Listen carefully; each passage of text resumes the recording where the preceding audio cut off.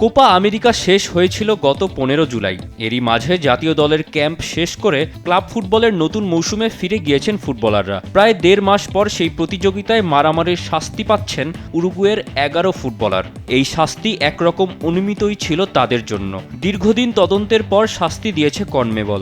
এর মধ্যে নিষেধাজ্ঞার কবলে পড়েছেন 5 জন, বাকি 6 জনের হয়েছে জরিমানা। গত জুলাইয়ের ঘটনা, কোপা আমেরিকার সেমিফাইনালে কলম্বিয়ার কাছে 1-0 গোলে হেরেছিল উরুগুয়ে। ম্যাচ শেষ হওয়ার পর গ্যালারিতে কলম্বিয়ার সমর্থকদের রোষানলে পড়েছিলেন উরুগুয়ের কয়েকজন খেলোয়াড়ের পরিবারের সদস্যরা। তাদের রক্ষা করতে গ্যালারিতে ছুটে যান খেলোয়াড়রা।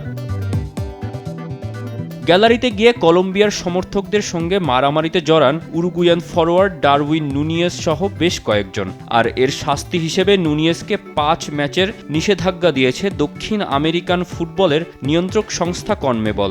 আর নিষেধাজ্ঞার পাশাপাশি মোটা অঙ্কের জরিমানাও হয়েছে তার।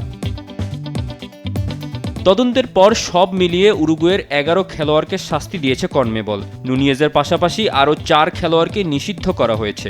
তবে তাদের শাস্তি নুনিয়েজের তুলনায় কম। তাদের সর্বোচ্চ 4 ম্যাচের নিষেধাজ্ঞা দেওয়া হয়েছে, পাশাপাশি জরিমানাও করা হয়েছে তাদের।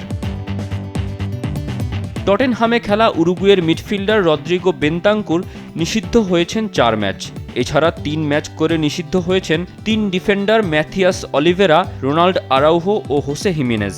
নুনিয়েজকে $20,000 জরিমানা করা হয়েছে। নিষিদ্ধ হওয়া বাকি 4 জনকেও জরিমানা করা হয়েছে। এর মধ্যে বেন্তাঙ্কুরকে $16,000 এবং আরাউহো, অলিভেরা এবং হিমেনেজকে $12,000 করে জরিমানা করা হয়েছে। এর বাইরে শুধু জরিমানা গুণে পার পাচ্ছেন অন্য 6 খেলোয়াড়। পাশাপাশি শাস্তির খড়গে পড়তে হয়েছে উরুগুয়ের ফুটবল ফেডারেশনকেও। তাদের $20,000 জরিমানা করেছে কনমেবল। এই অর্থ প্রাইজ মানি ও রাজস্ব থেকে কেটে নেওয়া হবে বলে জানানো হয়েছে। কনমেবলের এই শাস্তির বিরুদ্ধে আপিল করার সুযোগ রয়েছে উরুগুয়ের। তবে কবে থেকে এই শাস্তি কার্যকর হবে তা এখনও স্পষ্ট করেনি দক্ষিণ আমেরিকান ফুটবল নিয়ন্ত্রক সংস্থাটি। কনমেবল আয়োজিত ম্যাচ এই শাস্তির আওতাভুক্ত থাকবে। ফ্লোরিডায় আগামী রোববার প্রীতি ম্যাচে গুয়াতেমালার মুখোমুখি হবে উরুগুয়ে। এরপর বিশ্বকাপ বাছাইয়ে ঘরের মাঠে 6 সেপ্টেম্বর প্যারাগুয়ে এবং 10 সেপ্টেম্বর ভেনেজুয়েলার মুখোমুখি হবে তারা।